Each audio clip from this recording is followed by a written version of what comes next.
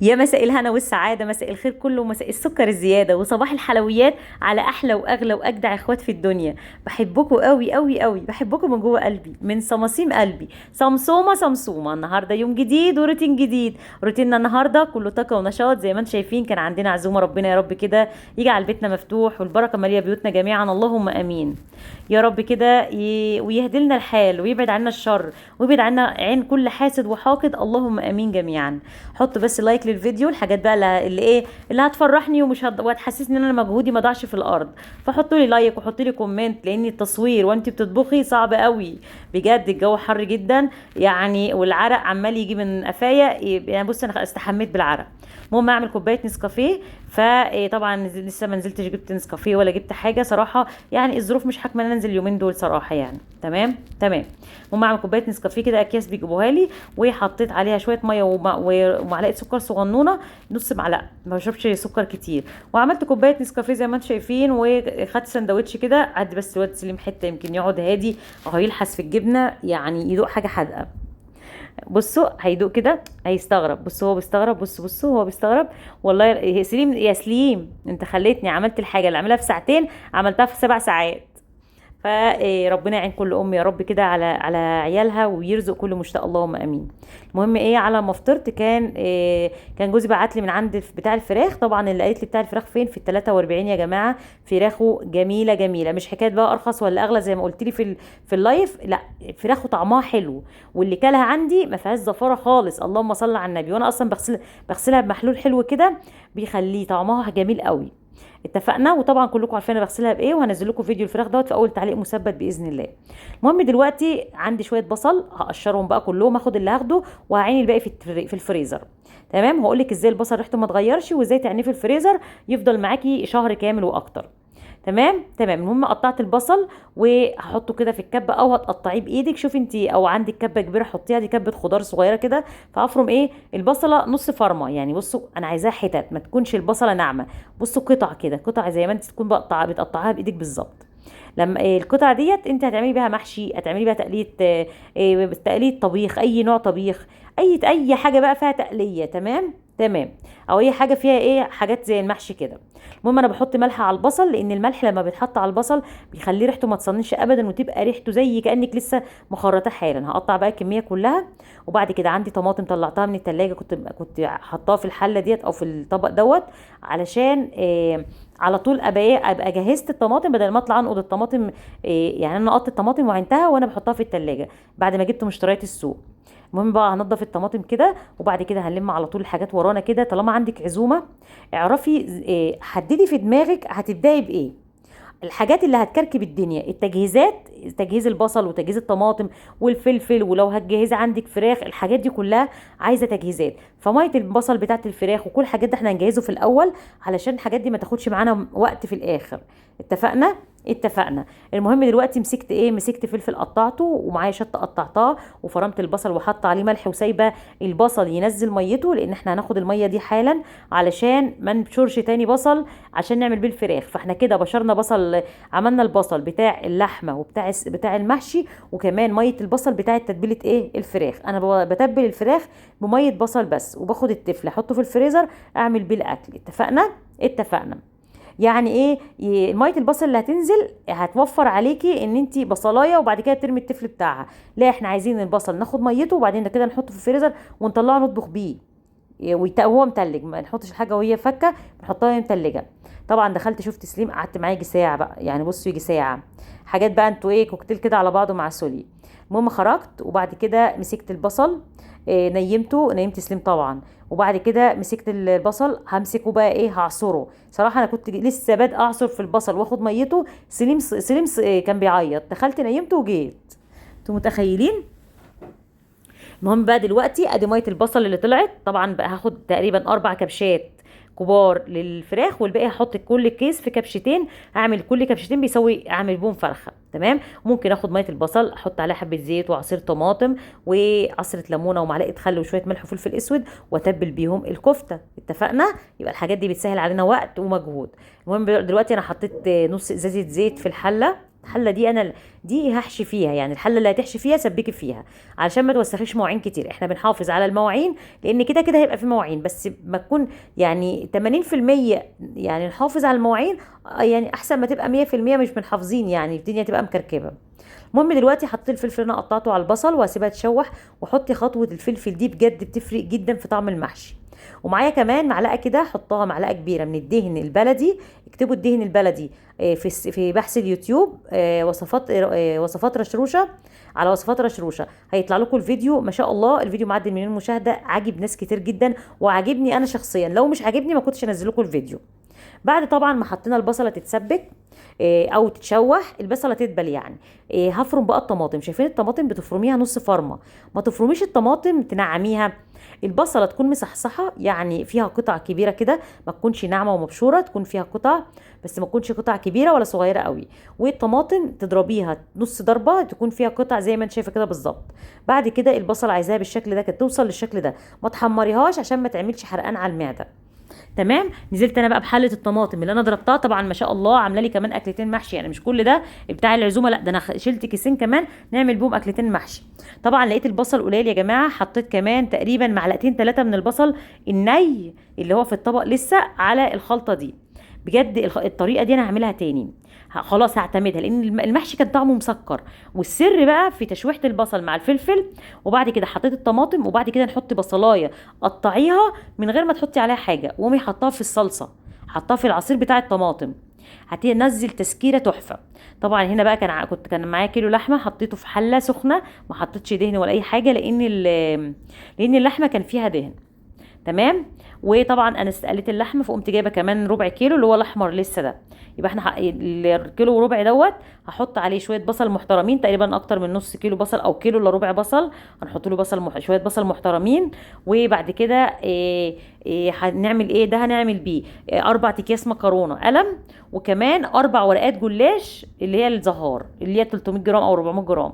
وبعد كده حطيت قرن شطه وقرن فلفل متقطع، وما حطيتلهاش ميه ولا اي حاجه لان اللحمه نزلت ميتها، فخلت اللحمه الميه اللي نزلت البصله نزلت ميتها، فخلت اللحمه تستوي بسرعه.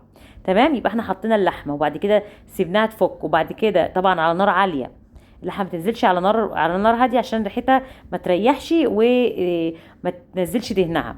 بعد كده نزلت فلفل اسود وكمون وحبهان وقرفه وملح وظبطت الدنيا. اتفقنا يا حلوين؟ اتفقنا. حطي البصل على قد ما انت عايزه تحطي فلفل او شطه، ما انتش عايزه خلاص. اهدى شويه كده لان ريقي نشف، دي تاني مره اجمع الفيديو لقيت فيه مقطع مش موجود، قمت مزوداه فريقي نشف جدا. معايا بقى دلوقتي هنا ايه، معايا اكياس تلاجة، طبعا بعت جبتها ما كانش عندي، على ما جت كنت انا عملت الحاجات دي كلها، وبعد كده قمت حطاها في اكياس ونحطها في الفريزر. طبعا البصل محطوط عليه ملح، فاستحاله ريحته تريح معاكي ابدا. هتطلعيه تكسري حته كده منه وهي متلجه وتحطيها في الزيت، وهي متلجه هي هتفك جوه الزيت، فهتلاقي ريحتها كانها لسه فريش حالا ومتقطعه. اتفقنا. انا هحط الكيس كله بصل لان انا مش باخد منه معلقه، ده انا هقطمه كده وهو مقفول، هقطمه وهو مقفول واقوم فاتحه عليه، هاخد القطعه واحطها في الزيت او في السمنه، وكفى المؤمنين شر القتال وخلاص. تمام. حط بقى كده اهوت. شايفين انا هروح اجيب شويه ميه لاني عطشانه جدا وانتوا معايا. تعالوا بقى ايه نجهز القرع العسل، وانا ما بعملش معاكم القرع كتير لان عيالي صراحه ما بيحبوهوش. اتفقنا.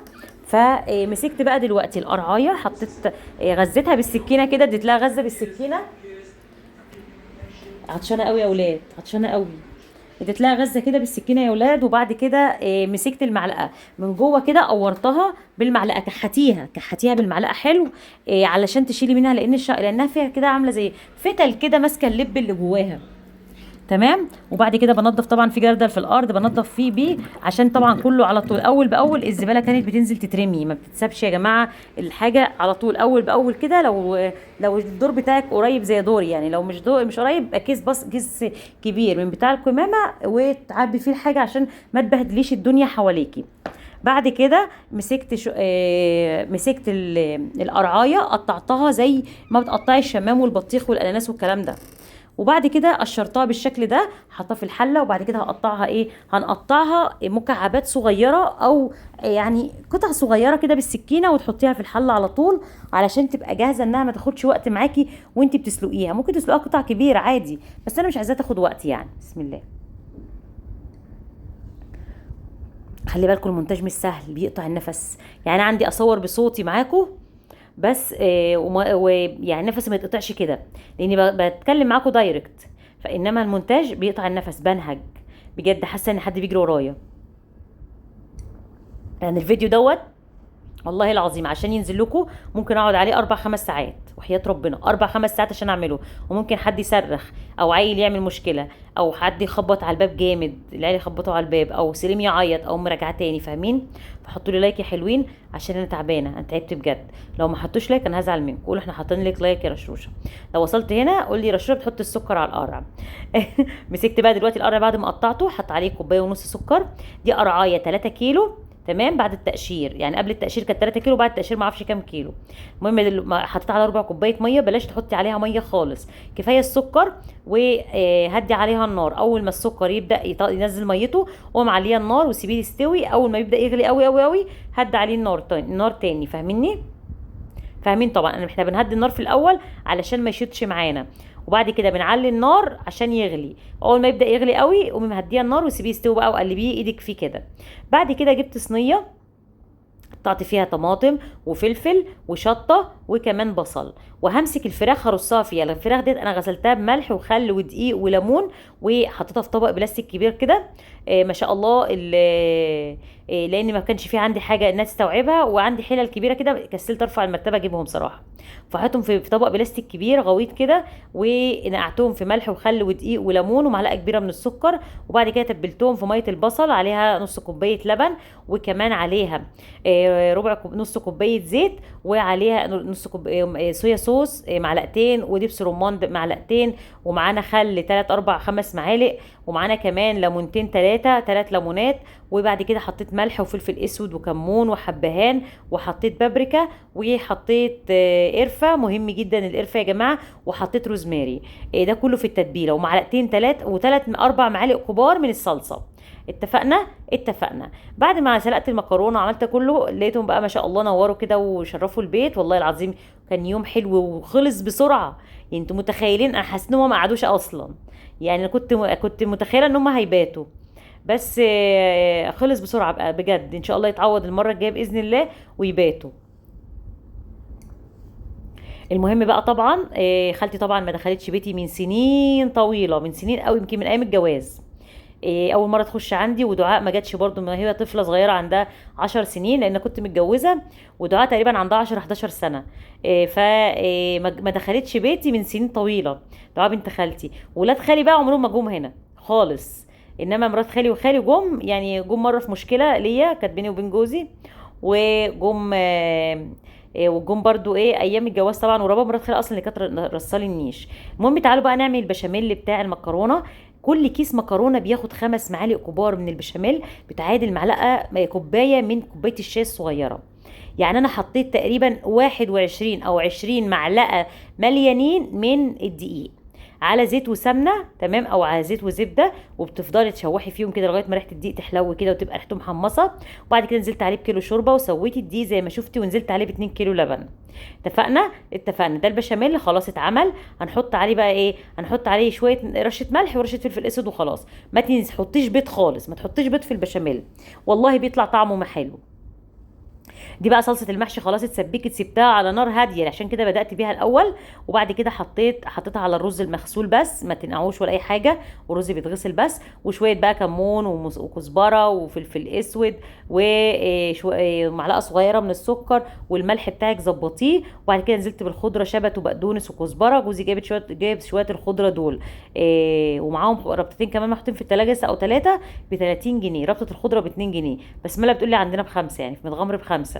تمام. شايفين بسمله عارفه مكان الزيت ازاي؟ شكلك متابع جاد يا بسمله، وحافظه كل حاجه في المطبخ، شكلك كده يا بسبس، صح؟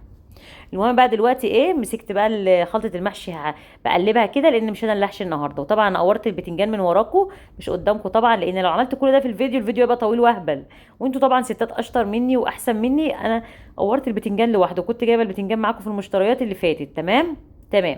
دعاء وبسمله قعدوا في الارض، فرشوا كده حاجه وقعدوا عليها، وبداوا يقوروا، بداوا يحشوا في البتنجان صراحه. يعني لو كانوا جم بدري شويه كانوا يقولوا لي سيبي البتنجان احنا نقوره لك يا رشروشه. رباب مرات خالي بقى جت اهيت. إيه طبعا ايه، بتعمل مكرونه احلى واجمل مني طبعا، بتعمل اكلها جميل جدا على فكره، ونفسها حلوه قوي. إيه بس كلنا بنتعلم من بعض، اللي عنده حاجه بيديها للتاني يعني. المهم بقى نزلت كده بشويه سمنه في الصينيه، وحطيت معلقتين، كام معلقه كبيره، يعني تقريبا بثلاث معالق كبار من البشاميل اللي في قعر الصينيه. وبعد كده نزلت بنص كميه المكرونه وحط عليها بشاميل، وهقلبها كده عشان تيجي تقطعي المكرونه تلاقي البشاميل اللي ماسك في المكرونه. تمام تمام. طبعا دي جنه الصغيره اللي لابسه اصفر دي جنه، واللي لابسه ابيض دي بسمله. بسمله لسه رايحه تالته اعدادي، وجنه لسه عندها 10 سنين، اصغر من عمر. مسكت بقى شويه زيت على سمنه، حطيت كده شويه بالويم بعينيا. تمام. هعمل اربع ورقات من الجلاش. الصاج ده هياخد ورقتين، انا مش عايزاه تخين قوي ومش عايزاه رفيع قوي، فالصاج ده حلو قوي. الصاج ده تقريبا 40 في 32 حاجه زي كده، يعني هو مش بالمقاس قوي يعني. تمام. انا بستخدم جلاش الزهار ده، حلو قوي ومقرمش كده وجميل وطعمه حلو كمان. المهم بقى مسكت كده دهنت الصاج بتاعي، وبعد كده نزلت بورق الجلاش. تمام. هرص الورقه دي كلها في قعر الصينيه، وبعد كده هحط اللحمه، وبعد كده هاخد ورقه تانية احطها فوق، يبقى الصاج بتاعي هاخد ورقه تحت. ورقه يعني لفه جلاش يا جماعه، لفه جلاش. ياخد لفه جلاش تحت، ونحط اللحمه، او تحطي العصاج اللي انت عايزاه، او تحطي بتاع دوت عصاج الفراخ اللي هو صدور الفراخ زي ما انت عايزه. هفتح بقى الورقه التانية، وطالما هتفتحي ورقه الجلاش او لفه الجلاش، انا بقول عليها ورقه جلاش، لفه الجلاش، يبقى على طول تحطيها لانها بتنشف في الهواء، واحنا ايدين مراوح قدامنا اصلا الجو حر جدا.